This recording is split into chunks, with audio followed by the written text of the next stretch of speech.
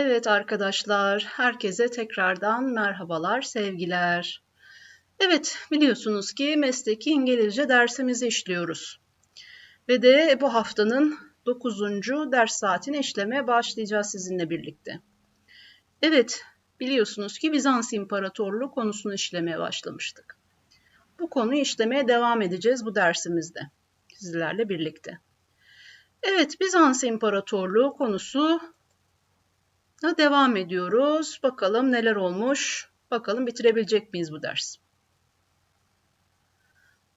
Byzantium had an excellent harbor and many good fishing spots in its vicinity.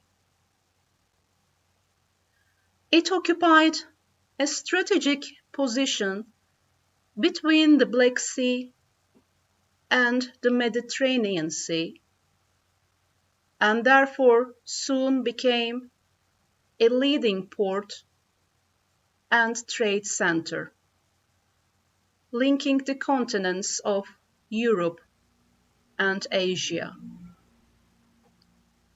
In 590 BC, Byzantium was destroyed by the Persians. It was later rebuilt by the Spartans and then fought over by Athens and Sparta until 336 BC. From 336 to 323 BC, it was under the control of Alexander the Great. After the death of Alexander, Byzantium finally regained its independence.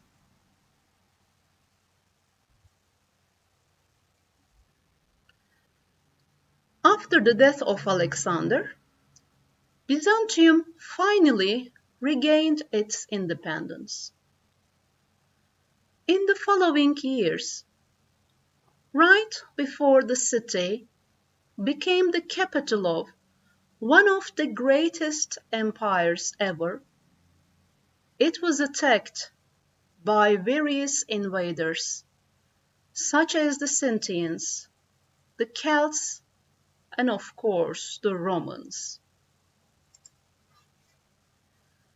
The name Byzantine Empire is derived from the original Greek name for Constantinople, Byzantium.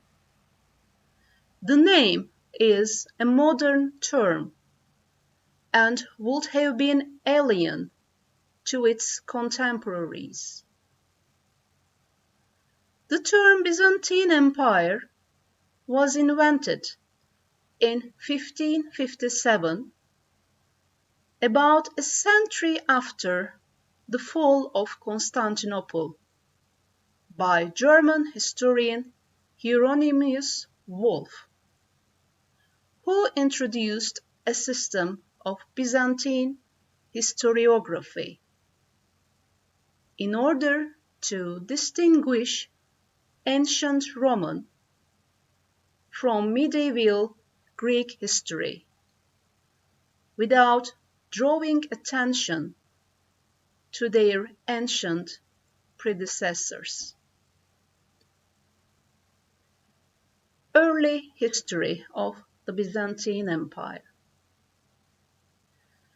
During the late 3rd and the 4th century, the sheer size of the Roman Empire, as well as the pressure on its frontiers from its enemies, often made it difficult for one person to govern, and a practice arose of either appointing minor emperors, which are called Caesars, or having multiple senior emperors, which are called Augusti. In the middle of the 3rd century, the empire briefly split into 3, but there followed repeated cycles of division and reunification. Diocletian established an administrative center at Nicomedia in Bithynia. Constantine the Great managed to reunite the empire, but having done so, almost immediately set about creating a new capital in Anatolia in 330, but this time chose Byzantium in Thrace on the Bosphorus. Evet, yani Roma İmparatorluğu sürekli bir bölünme, birleşme yaşamış. Çünkü çok büyük ve tek bir yerden yönetilemediği için ve bu sebeple en sonunda da bölüne bu şekilde bu son şeklini alıyor arkadaşlar. It was initially designated as Nova Roma, New Rome, but then Constantinopolis, in Constantine's honor, although its official title remained Nova Roma Constantinopolitana. Byzantium had long been considered of strategic importance, guarding the access from the Black Sea to the Aegean. Various emperors had either fortified or dismantled its fortifications, depending on which power was using it or for what. Byzantium featured in Constantine's last war against Licinians, in which Constantine had besieged the city, and after the war was over, he further investigated its potential. He set about renewing the city almost immediately, inaugurating it in 330. This is a year sometimes picked as the beginning of the Byzantine Empire. The new capital was to be distinguished from the old by being simultaneously Christian and Greek, although was initially mainly Latin-speaking, like its Balkan hinterland, and a center of culture. However, the empire split again on his death, only to be reunited again by Theodosius I, who reigned between 397–395. Theodosius died in Milan in 395 and was buried in Constantinople. His sons, Honorius, who reigned between 395 and 423, and Arcadius, who reigned between 395 and 408, divided the empire between them, and it was never again be united. Thus, the Eastern Empire was finally established by the beginning of the 5th century, as it entered the Middle Ages, while the West was to decay and Rome to be sacked under Honorius. Evet, yani Theodosius'un 2 oğlu var ve bu 2 oğlu aralarında paylaşıyorlar imparatorluğu ve Honorius'un hükmü altındaki batıdaki bölüm nihayet yıkılıyor. Yani Batı Roma İmparatorluğu yıkılıyor ve doğudaki ancak ayakta kalıyor. Yani bizim Bizans dediğimiz yer ayakta kalıyor en sonunda. Evet. The West limped on under a series of short-lived emperors and progressively shrinking empire, in which the East frequently intervened, effectively ending with Julius Nepos in 474-475.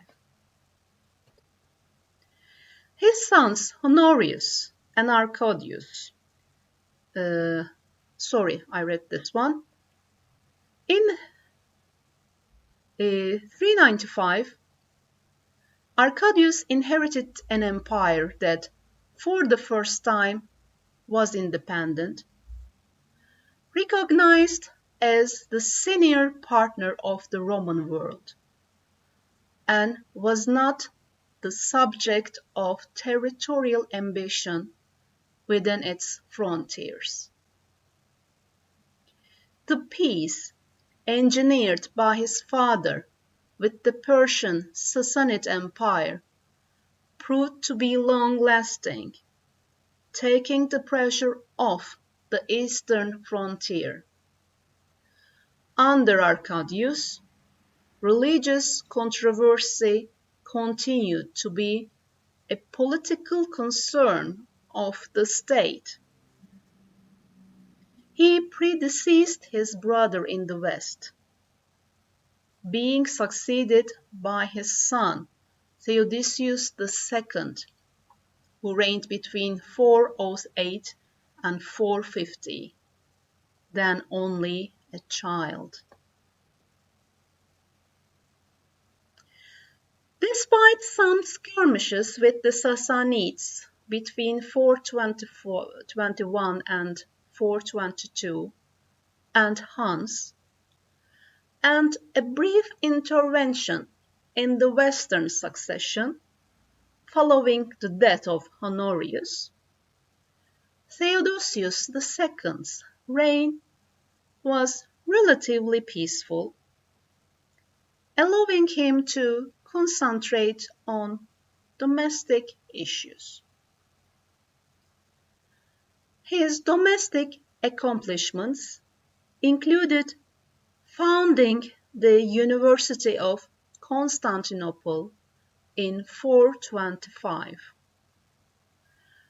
and codifying the laws into the Codex Theodosianus in 438. He also carried out considerable strengthening of Constantinople walls against the threat of the Huns, following an earthquake in 448 that would serve the city well for hundreds of years. Religious controversies continued amongst the conflicting Christian theologies, and often reflected theological geopolitics within the empire as much as doctrine. Though Byzantium was ruled by Roman law and Roman political institutions, and its official language was Latin, Greek was also widely spoken, and students received education in Greek history, literature, and culture. In terms of religion, the Council of Chalcedon in 451 officially established the division of the Christian world into 5 patriarchates, each ruled by a patriarch: Rome, where the patriarch would later call himself Pope; Constantinople, Alexandria, Antioch, and Jerusalem. The Byzantine Emperor was the patriarch of Constantinople and the head of both church and state. Justinian the First, who took power in 527 and would rule until his death in 565, was the first great ruler of the Byzantine Empire. During the years of his reign, the empire included most of the land surrounding the Mediterranean Sea, as Justinian's armies conquered part of the former Western Roman Empire, including North Africa. Many great monuments of the empire would be built under Justinian, including the domed Church of Holy Wisdom, or Hagia Sophia, between 532-537 AD.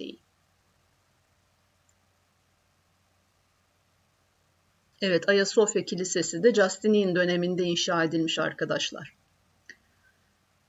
Justinian also reformed and codified Roman law, establishing a Byzantine legal code that would endure for centuries and help shape the modern concept of state.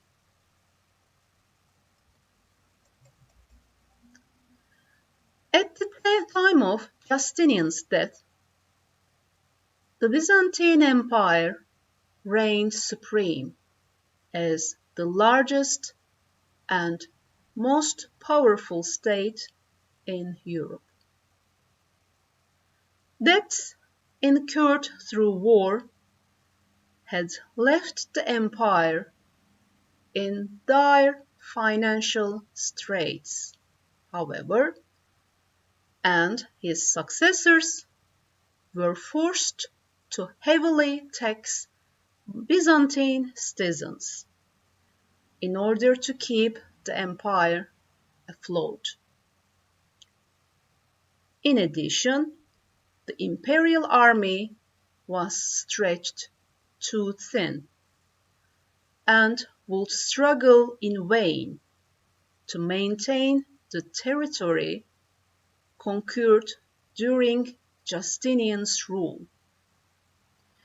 During the 7th and 8th centuries, attacks by Persians and Slavs, combined with internal political instability and economic regression, threatened the empire.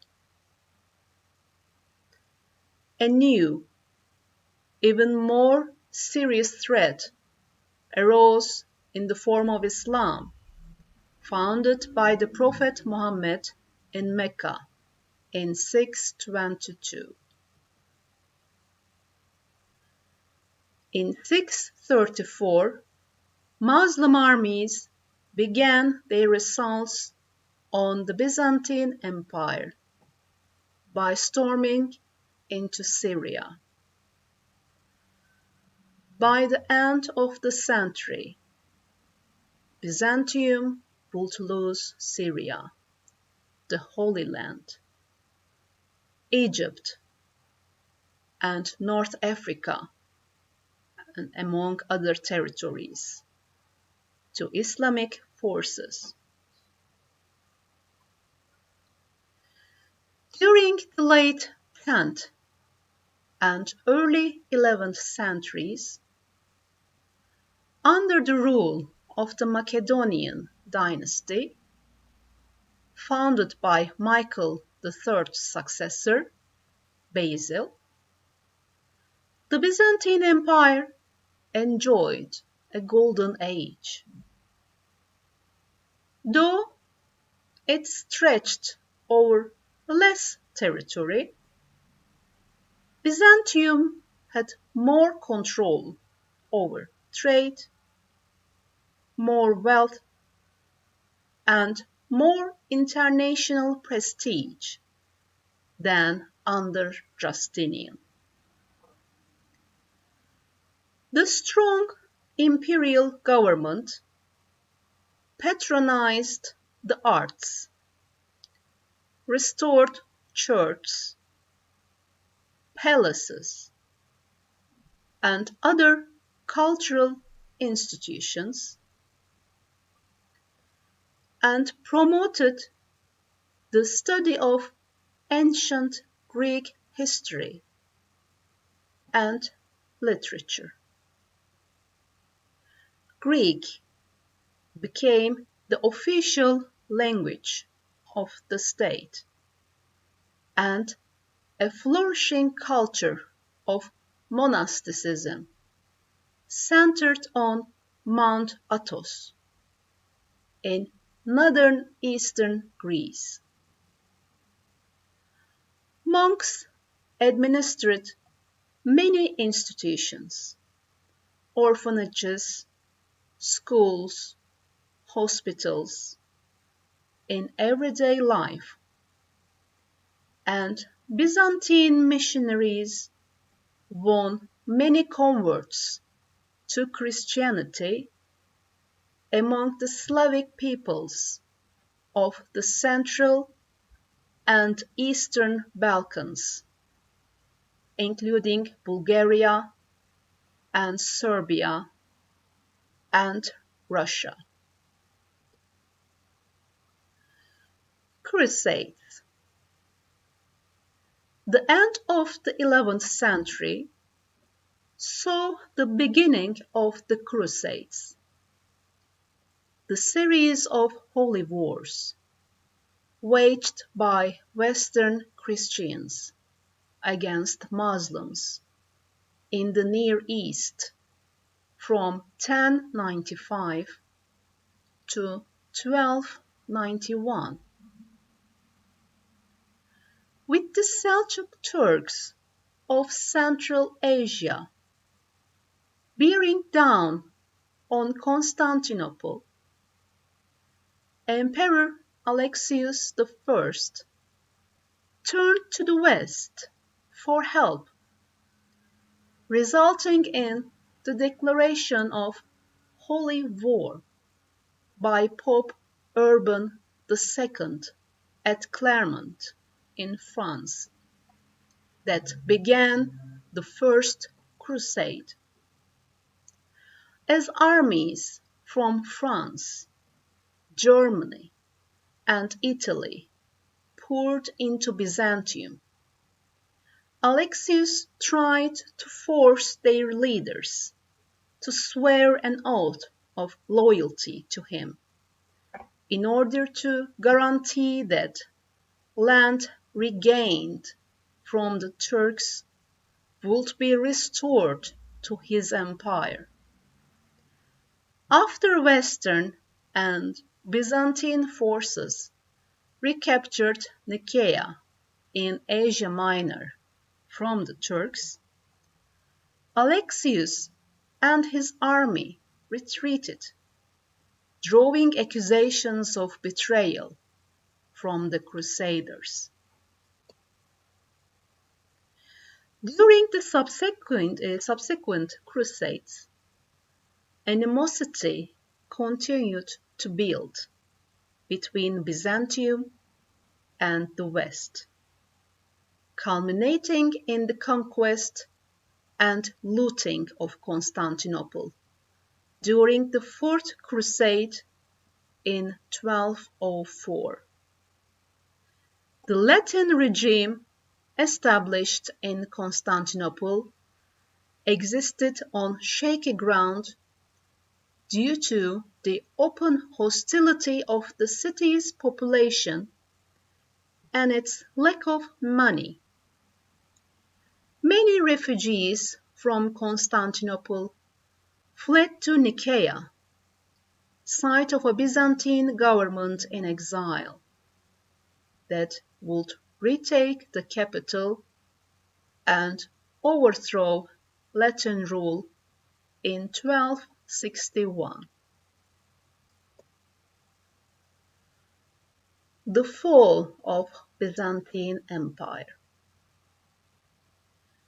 During the rule of the Palaiologos emperors, beginning with Michael VIII in 1261, the economy of the once mighty Byzantine state was crippled and never regained its former stature.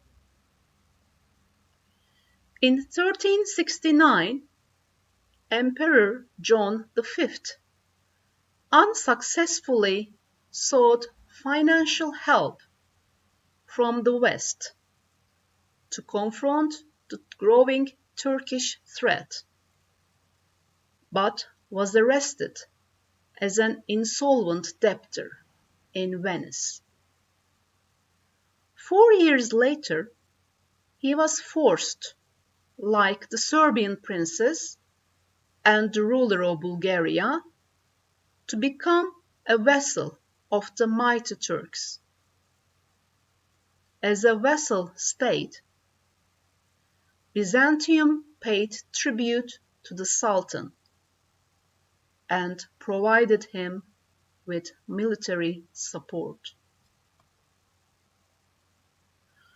Under John's successors, the empire gained sporadic relief from Ottoman oppression, but the rise of Murad II as Sultan in 1421 marked the end of the final respite. Murad revoked all privileges given to the Byzantines and laid siege to Constantinople. His successor, Mehmet II, completed this process when he launched the final attack on the city. On May 29, 1453, after an Ottoman army stormed Constantinople, Mehmet triumphantly entered the Hagia Sophia, which would become the city's leading mosque. Emperor Constantine XI died in battle that day, and the decline and fall of the Byzantine Empire was complete. Evet sevgili arkadaşlar, Bizans İmparatorluğu, Byzantine Empire, History and Information about the Byzantine Empire konumuzun sonuna geldik ve bitirdik şu anda bu konumuzu. Evet, süremizin de zaten sonuna yaklaşıyoruz. Bundan sonra arkadaşlar artık Selçuklu ve Osmanlı dönemini anlatmaya başlayacağız yavaş yavaş. Zaten artık son derslerimize de geliyoruz.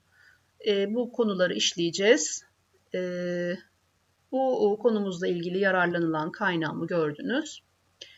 Evet sevgili arkadaşlar, bildiğiniz gibi konuyla ilgili ek materyalleri uzaktan eğitim sisteminde bulabilirsiniz. Ve ayrıca da bildiğiniz gibi tabii sorularınız olduğu takdirde de sorularınızı forum üzerinden bana yöneltebilirsiniz. Her hafta derslerimizle birlikte, her haftaki derslerle birlikte hem materyaller yükleniyor hem de forumlar açılıyor biliyorsunuz ki. Bu forumlardan sorularınızı yöneltebilirsiniz arkadaşlar. Evet, o zaman bu haftanın son ders saatinde görüşünceye kadar kendinize iyi bakın, hoşça kalın.